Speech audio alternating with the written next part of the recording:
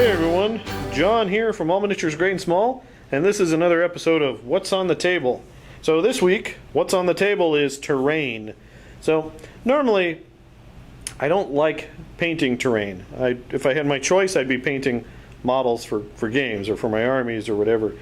Terrain is one of those necessary evils. You need it to have a nice looking game, make your games interesting, but sometimes it's not that much fun to paint. But as you may know, I've been playing Age of Sigmar with the guys on the channel, and we wanted to increase our fantasy terrain. I've got a lot of World War II terrain, I've got a lot of Gothic science fiction terrain, but not a lot of kind of Age of Sigmar appropriate terrain. So I built some, but when they released this set, which is the Dominion of Sigmar Enduring Storm Vault, I thought I would pick it up. It's just one big box with all of these pieces. It's kind of pricey, but I figured it'd be a great way to knock out a bunch of terrain all at once. This is about halfway through. I've got base coats on, some highlights, but not everything, so there's still work to be done. But I thought I'd show it to you anyway to see if you guys would kind of enjoy stuff like this. So this can be configured a lot of different ways. I'm going to go ahead and stop it. When we come back, it'll be configured in the way that they show it on the box. Okay, so that's how it is kind of on the box top, and a way you can set this up. But the nice thing is this type of terrain is pretty configurable. I mean, everything, I didn't glue anything in or anything like that, so obviously terrain like this can, cool statue of Sigmar himself, can go anywhere on the table. The the Gryph-hound statues and so on, those can be put out as scattered terrain.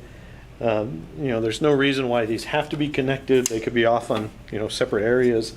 The other nice thing about it that makes this kind of modular is the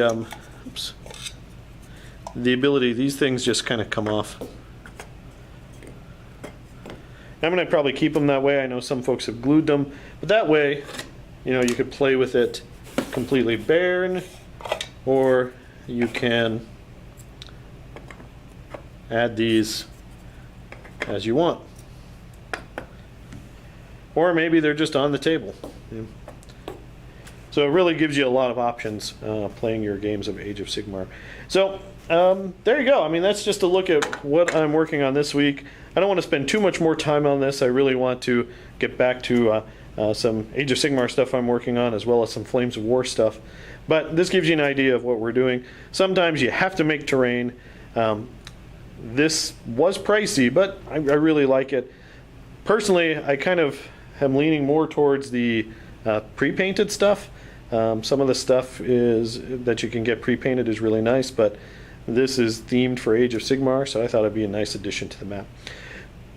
Please let me know what you guys think about this terrain in general, build it yourself terrain versus these kits versus totally pre-painted. Well, let me know in your comments down below what you guys think. Also, please check us out at Facebook at All Miniatures Great and Small. You can kind of keep track of what we're up to there, as well as like and subscribe us here on YouTube. We always appreciate it. As always, thanks for watching, and keep on wargaming.